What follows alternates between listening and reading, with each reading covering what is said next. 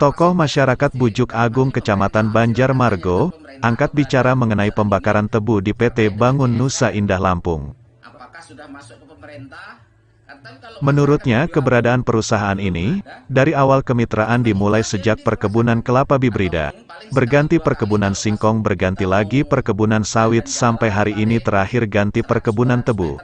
Rohadi mengatakan kepada media atas kehadiran PT Bangun Nusa Indah Lampung, masyarakat tidak pernah diuntungkan melainkan masyarakat selalu dirugikan. Diperparah jika musim kemarau, perusahaan ini jika sudah musim panen, semaunya sendiri mereka membakar tanpa berpikir tentang dampak lingkungan. Lantas keberadaan AMDAL dan lain sebagainya menjadi pertanyaan masyarakat. Sudah sejauh mana? Sudah adakah izin untuk tersebut?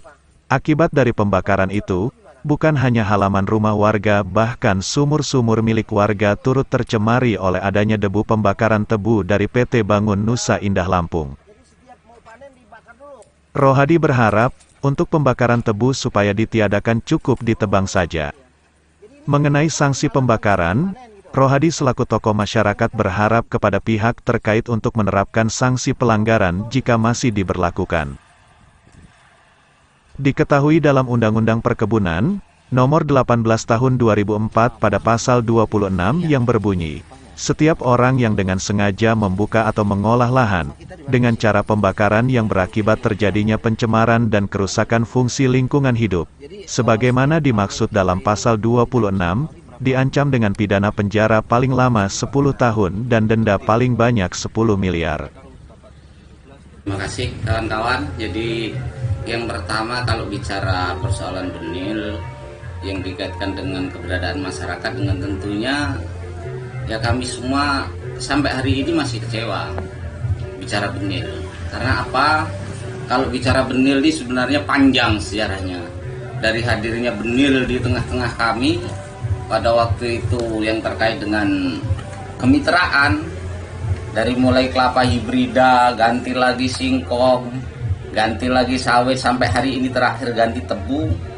Kalau bicara diuntungkan, masyarakat itu tidak pernah merasa diuntungkan. Masyarakat sangat dirugikan. Kenapa sangat dirugikan? Secara umum, mungkin sebagian kecil mungkin ada lah. Mungkin sebagian kecil masyarakat, saya nggak bisa nyebut siapa dia. Mungkin sebagian kecil ada, mungkin yang juga mungkin dapat hasil dari sana.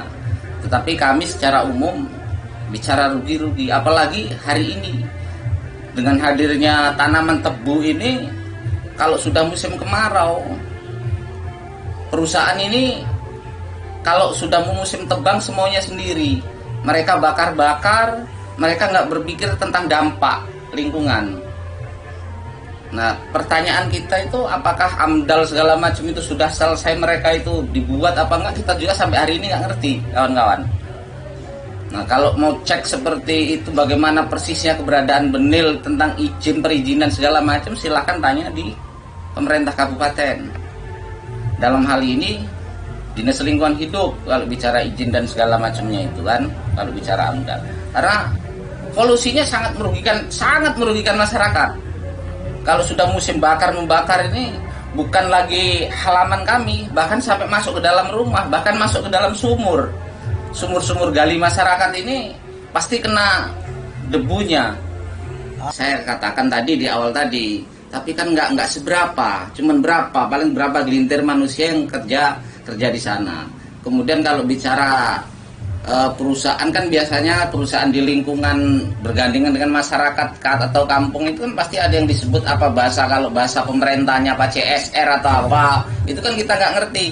Kalau masyarakat kita ini paling setahun sekali, kalau lebaran ya, kalau lebaran kampung Bujuk Agung ini yang terdiri dari kurang lebih 1117 kakak, paling dapat bingkisan ya, itu paling 150 sampai 200.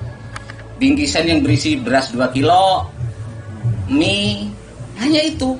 Itulah yang dirasakan oleh masyarakat. Kira-kira apakah ini sudah layak? Gitu loh. Juga nggak, Pak? Nah, sampai hari ini saya sih belum ini, karena kebetulan itu bukan bidang saya. Saya sebagai masyarakat, saya nggak ngerti. Seandainya pun ada juga kan saya nggak ngerti mereka berobat kemana. kena apakah karena memang dampak itu karena masyarakat awam atau memang dianggapnya penyakit biasa, kita kan nggak ngerti kan gitu. Sehingga yang pasti intinya kalau saya melihat pasti itu berdampak negatif dengan pembakaran yang dilakukan oleh perusahaan itu. Untuk harapan Pak ke depannya Pak? Harapannya yang pasti paling tidak kan ada sih di daerah-daerah lain yang kalau sudah bicara tanaman tebu itu yang pasti yang pertama kan kalau ada perusahaan itu kan saling menguntungkan antara perusahaan dengan lingkungan perusahaan yang ada. Nah, yang pasti kami minta kalau bisa jangan sampai lagi ada bakaran-bakaran itu.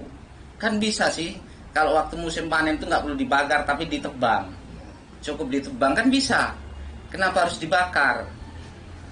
Kan gitu. Nah, kami ini selalu dapat apa? Dapat negatifnya masyarakat. Ini yang membuat kami jujur sampai hari ini kami kecewa dengan hadirnya itu. Itu yang perlu saya sampaikan ke kawan-kawan. Tanyakan yang punya kapasitas itu pasti dalam hal ini pemerintah. Silahkan tanya dengan pemerintah keberadaan perusahaan ini terkait dengan CSR. Apakah sudah masuk ke pemerintah? Tapi kalau masyarakat Bujo Agung belum ada, ya cuman itu aja yang dirasakan. Atau mungkin paling sekali dua kali kalau pas kita mau dandan jalan paling 100-200 meter paling pinjem alatnya sehari 2 hari paling hanya itu pun belum tentu setahun sekali.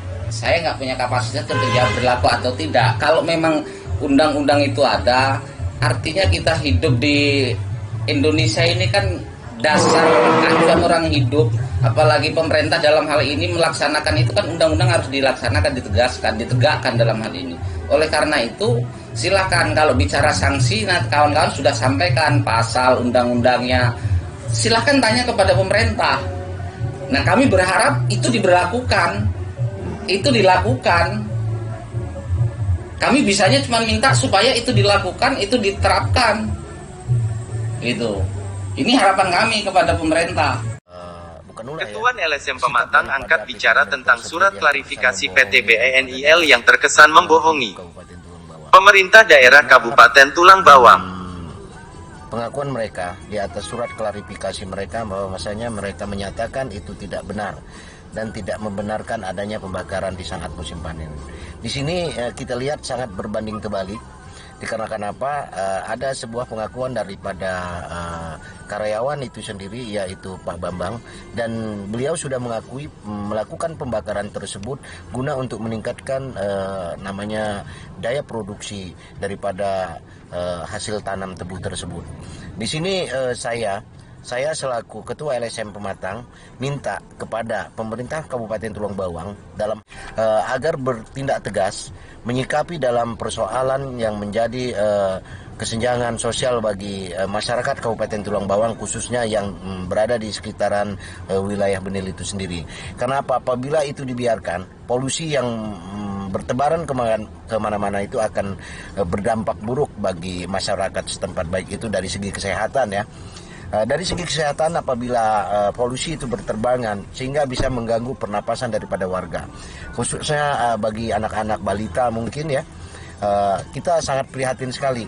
Dan ini saya juga mendorong daripada Ketua DPRD Kabupaten Tulang Bawang ya, yang pernah kami mintai tanggapan pada waktu itu di kantor DPRD Kabupaten Tulang Bawang, bahkan dia sudah